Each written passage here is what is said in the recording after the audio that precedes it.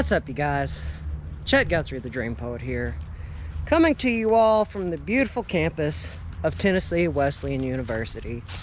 Now, this university was erected in 1857, but prior to 1857, not far from here, there was a Cherokee village. Now, in this Cherokee village, the chief of the village, his name was Chet-guthrie.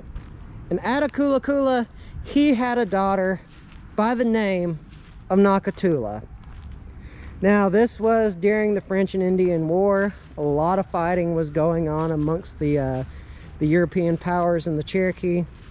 But not far from here, I should say up the road, was Fort Loudon, and there was a soldier who had been wounded.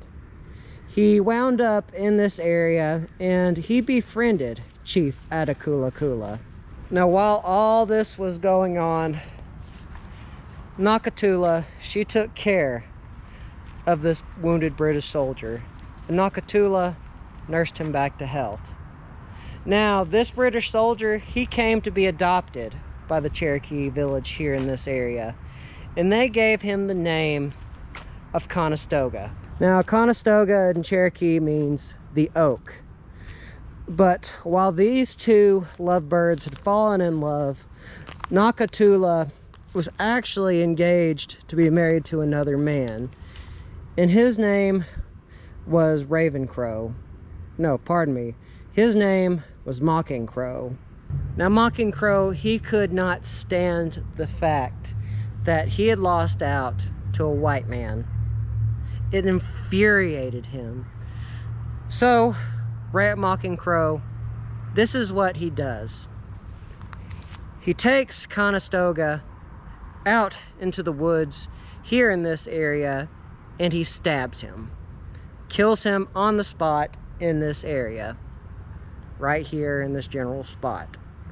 Now, Nocatula, she sees what happens. She rushes to her lover. He holds him and she confesses her eternal love for him. And not long after that, she looks at Mocking Crow and she stabs herself and dies in the same spot.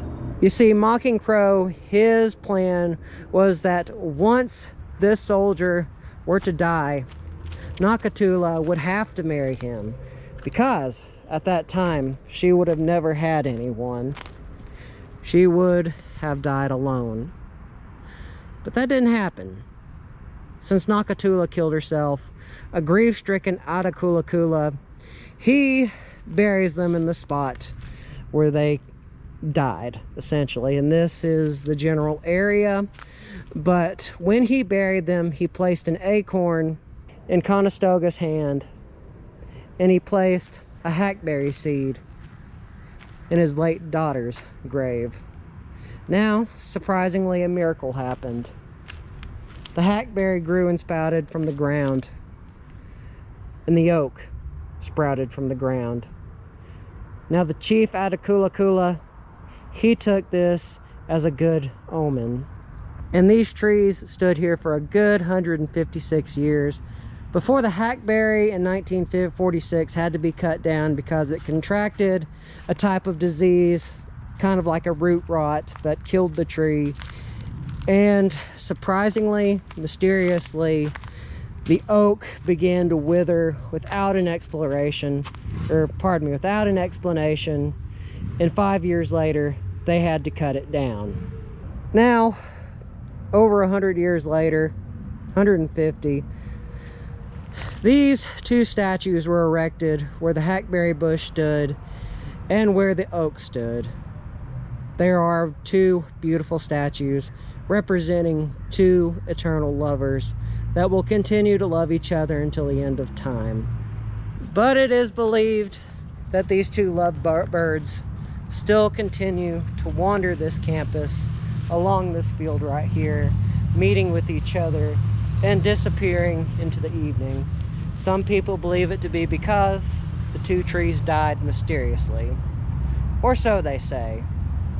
But anyway, guys, I felt like telling a ghost story in this vlog.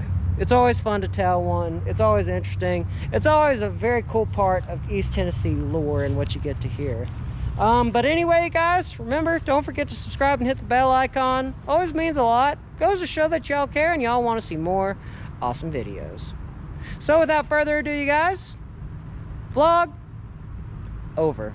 Actually, wait a minute. Before I end this video, I want to point out something. There is a hackberry tree right in front of me. And right here is an oak. Talk about very, very interesting. Peace, you guys. Love y'all very much.